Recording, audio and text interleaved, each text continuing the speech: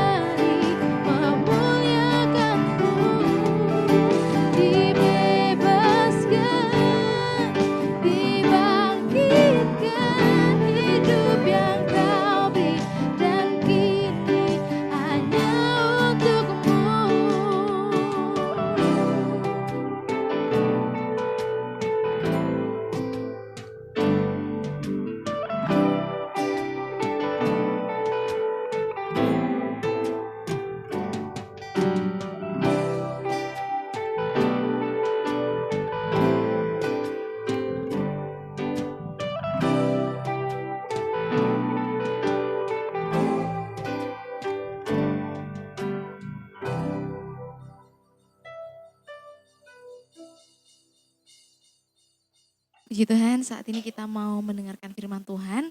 Mari siapkan hati kita yang terbaik untuk datang kepada Tuhan. Biarlah setiap kita boleh menangkap apa yang menjadi isi hati Tuhan untuk setiap kita.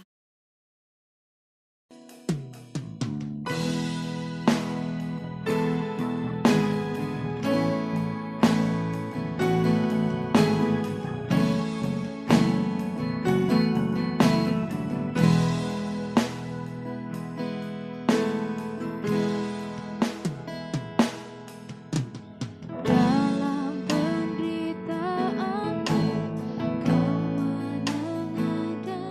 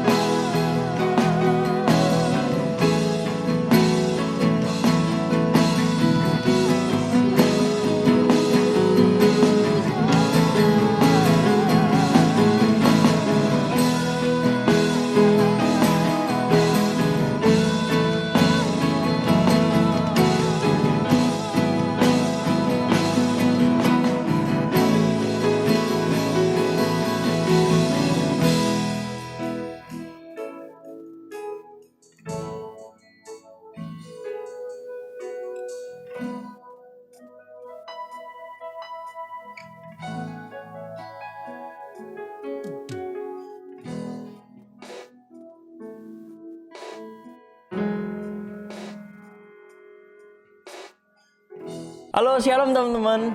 Semoga teman-teman di rumah tetap sehat dan masih dalam perlindungan Tuhan. Oke, di minggu ini kita belajar mengenai toxic relationship. Aku yakin semua orang atau kita semua pasti pernah deh yang ngalamin toxic relationship. Jadi entah itu kita berhubungan dengan rekan sekerja kita, rekan sepelayanan kita, teman kita, keluarga kita, atau sama pasangan kita.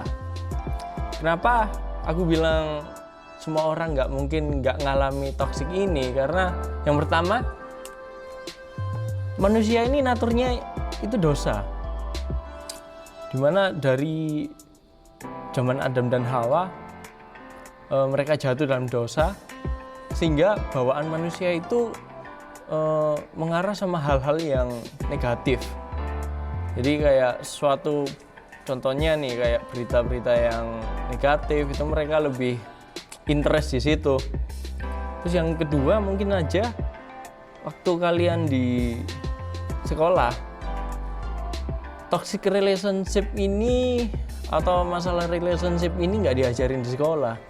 Jadi kalian ini kayak trial and error sendiri, jadi nyoba-nyoba sendiri, terus belajar dari pengalaman, sehingga waktu kita ngalamin toxic, kita nggak nemuin yang namanya solusinya itu gimana. Dan kalaupun kita lagi buntu atau lagi ngalamin toxic dan butuh bantuan orang lain, mungkin yang ngasih masukan itu ya juga ngalamin hal yang sama, yang keadaannya juga sama kayak kita dan trial and error juga, sehingga nggak nemu solusi yang tepat juga. Oke, mungkin kalau bicara tentang toxic relationship nggak jauh dari yang namanya bucin nih. Kalau waktu kita SMP atau SMA, kita pasti ngalamin yang namanya cinta monyet. Nah, cinta monyet, ciri-ciri dari monyet itu kan dia cerdik, pintar, makanya dia bisa mainin hati orang. Beda sama kasihnya Tuhan. Kasihnya Tuhan itu cerdik, teman-teman, tapi dia tulus, makanya dia bisa memulihkan. Dia nggak mikirin perasaannya sendiri, dia nggak egois, dia mikirin perasaan orang lain, sehingga dia bisa kasih impact yang baik juga untuk orang lain. Oke, kalau bicara tentang bucin itu sebenarnya nggak punya tujuan. Ibarat kalau kita mau pacaran ya nggak punya tujuan, kayak cinta monyet itu cuman coba-coba, cuman karena memenuhi perasaan kita yang kosong, sehingga kita cari jalan untuk pacaran yang ujung-ujungnya nggak ada tujuan ya bucin itu. Kalau bucin itu juga rela melakukan apapun hanya untuk perasaannya sendiri, jadi ego banget. Jadi dia ngelakuin semuanya itu ya untuk memenuhi kepuasan atau memenuhi perasaannya sendiri yang kosong itu, dan jadi budak perasaannya dia sendiri. Dia nggak bisa freedom, nggak bisa bebas dari perasaan kosong itu. Dia yang dikontrol, bukan dia yang kontrol. Nah, kalau bicara tentang bucin, aku mau share. Aku pernah ngalamin yang namanya bucin, yaitu ketika jadi kejadiannya kayak gini. Kalau pasanganku atau aku sendiri lagi ngambek, biasanya ya normal ya, terlihat normal ketika aku ngasih makanan yang dia suka lah, atau aku ajak untuk pergi kemana supaya hanya untuk bikin dia nggak ngambek lagi. Itu ternyata cuman menutupi masalah dengan solusi sementara, dan itu toksik, dan itu sebenarnya bucin walaupun terlihat baik. Nah, itu kayak seolah-olah gini, teman-teman, kita kayak ngasih reward sama pasangan kita untuk perilaku buruknya dia, yaitu dia ngambek, kita ngasih reward dia supaya dia nggak ngambek lagi. Itu hanya untuk menutupi, nggak 100% nyelesain masalah. Padahal seharusnya kalau aku pun yang lagi bete atau pasanganku yang lagi ngambek, itu nggak dengan cara seperti itu. Dan aku rasa itu ya bucin atau toxic relationship. Harusnya kita komunikasi, kita selesaiin masalah itu bareng, bukan malah cuman ngasih solusi sebentar kayak gitu tadi. Kalau bicara tentang bucin juga, di Alkitab nih ada kisah seseorang yang bucin juga. Kalau kita lihat di Kejadian 29, itu ada kisahnya Yakub, Rahel, sama Lea. Oke, jadi inti ceritanya itu Yakub suka sama Rahel karena dilihatnya Rahel itu orang yang cantik. Yang pertama cantik, terus sikapnya itu elok, sehingga Yakub ini jatuh cinta sama Rahel. Yakub bilang sama Laban kalau mau dapetin Rahel, dan Laban bilang kamu harus kerja 7 tahun nih. Singkat cerita udah 7 tahun nih, hal yang dinanti-nantikan Yakub ini kesampaian. Sebelumnya kita bisa lihat di ayat 16. Kita lihat dulu latar belakangnya Rahel dan Lea. Kenapa kok yang dipilih itu Rahel bukan Lea? Kalau di ayat 16 ini dibilang Laban mempunyai 2 anak perempuan, yang lebih tua namanya Lea dan lebih muda namanya Rahel. Lea tidak berseri matanya, tetapi Rahel itu elok sikapnya dan cantik parasnya. Jadi ini alasan kenapa Yakub pilih Rahel, karena Rahel ini lebih menonjol lah. Kayak Rahel ini lebih punya purpose dalam hidupnya, atau lebih punya tujuan lah dalam hidupnya.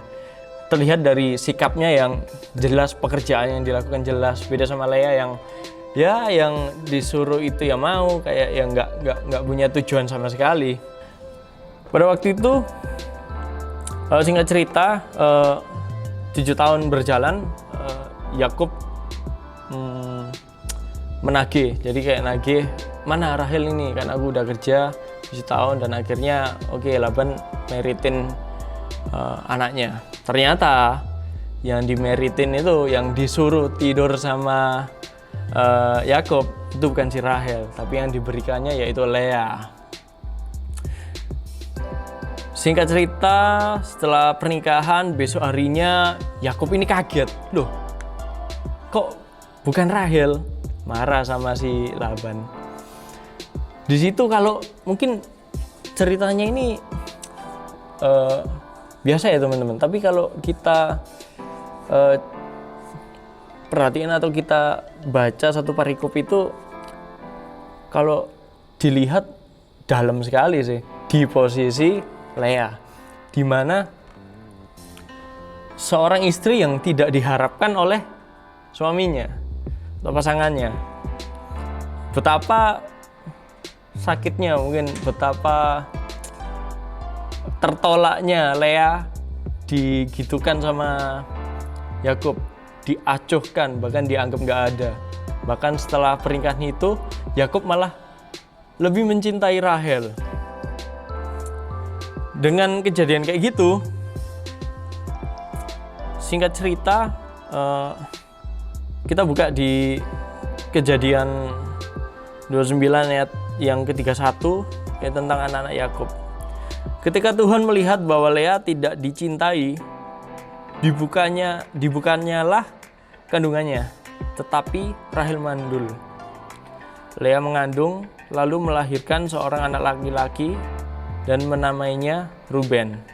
Sebab, katanya, sesungguhnya Tuhan telah memperhatikan kesengsaraanku sekarang. Tentulah aku akan dicintai oleh suamiku.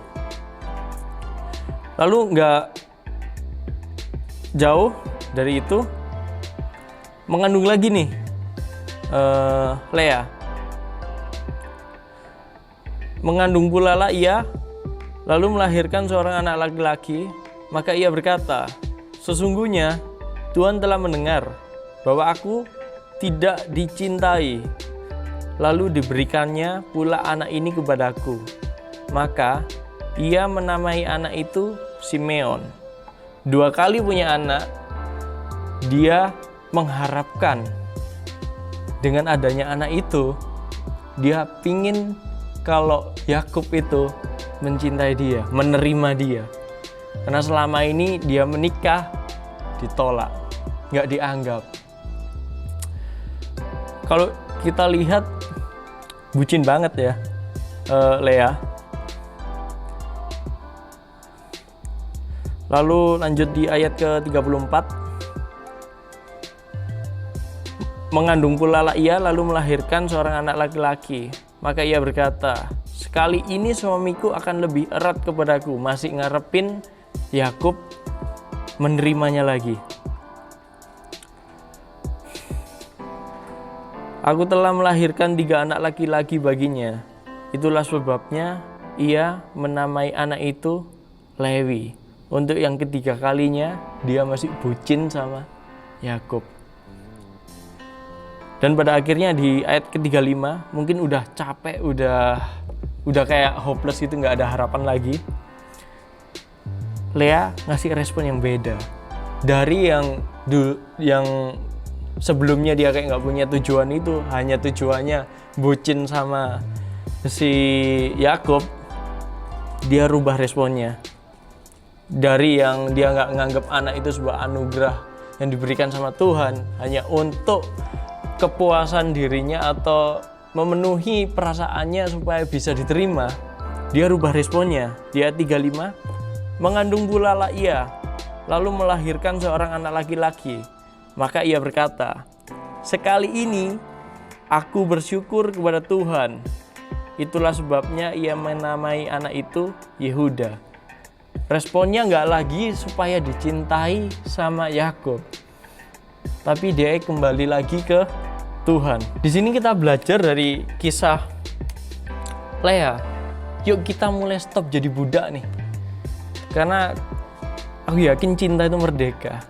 Kalau tujuannya itu untuk Tuhan, bukan sekedar untuk memuaskan perasaan kita yang kosong ini. Jangan jadi budak perasaanmu sendiri deh, hanya karena kamu nggak punya tujuan. Yuk sekarang bilang sama Tuhan,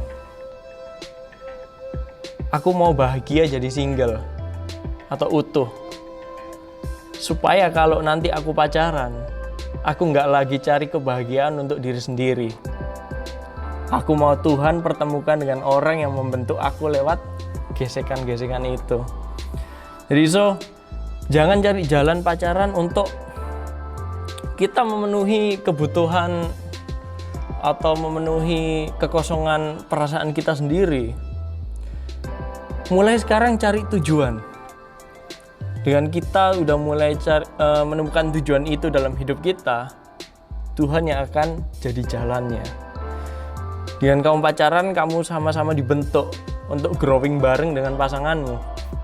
Supaya tujuan-tujuan Tuhan itu dalam hidupmu itu makin nampak, makin jelas dengan kehadiran pasanganmu ini. Jadi jangan bucin-bucin lagi dah. Jangan jadiin jalan untuk pacaran cari happy atau cari kebahagiaan atau cari untuk memenuhi kekosongan hatimu. Tapi punya tujuan dulu lah yang jelas. Aku pingin untuk teman-teman merenung sebentar. Stop lah. Mulai dalam hati, kalau yang sering tanya kapan atau siapa nih yang jadi pacarku nanti, siapa nih yang jadi pendamping hidupku nanti, stop lah punya pemikiran itu. Coba ubah sekarang jadi mengapa saya harus pacaran. Jadi cari tujuannya itu dulu supaya kita benar-benar ready untuk menjalani relationship itu sendiri. Kita nggak toksik dalam menjalani itu sendiri. So, jadilah merdeka. Tuhan Yesus memberkati. Shalom guys, kembali lagi bersama aku, sama Nael. Jadi Jadi gimana nih kabar kalian semua? Aku doain semoga kita semua tetap sehat dimanapun kita berada. Di sini aku menginfokan pengumuman sepekan ke depan. Tapi sebelum itu, buat teman-teman jangan lupa untuk subscribe ke YouTube channel kita @youthcom_gbs, sama follow juga IG kita @gbsyouthcom. Jadi di hari Senin kita ada sharing room setiap jam 7 malam yang akan tayangan secara live di Instagram. Lalu di hari Kamis akan ada doa setiap jam 7 malam dan akan tayangan secara live di Instagram juga. Lalu kita ada podcast, tapi kali ini ada yang berbeda. Dimana podcast kita biasanya ada di YouTube, mulai hari ini dan seterusnya podcast akan berada di Spotify. Jadi buat teman-teman bisa mendengarin podcast-podcast kita di Spotify. Buat teman-teman yang mau dengerin, teman-teman bisa klik link yang ada di bio kita. Setiap hari Sabtu jam 6 sore kita akan upload podcast-podcast baru di Spotify. Jadi buat teman-teman jangan lupa untuk selalu dengerin podcast kita. Lalu di hari Minggu kita ada Youth Corner, dimana di Youth Corner itu kita bisa sharing bersama, ngobrol-ngobrol santai, dan mungkin jika ada pertanyaan, teman-teman bisa bertanya di Youth Corner tersebut. Nah, Youth Corner ini setiap hari Minggu jam 10 pagi. Dan buat teman-teman yang ingin join, teman-teman bisa hubungi kontak person di samping ini. Lalu yang terakhir ada ibadah online. Ibadah online setiap hari Minggu jam 3:30 sore. Jadi meskipun kita sedang di rumah aja, kita tetap nggak boleh lupa dan kita harus tetap beribadah ya teman-teman. Oke, itu tadi pengumuman dari aku. Semoga wabah ini cepat selesai dan kita bisa beraktivitas seperti biasa kembali. Oke, sekian. See you and God bless you. Dadah.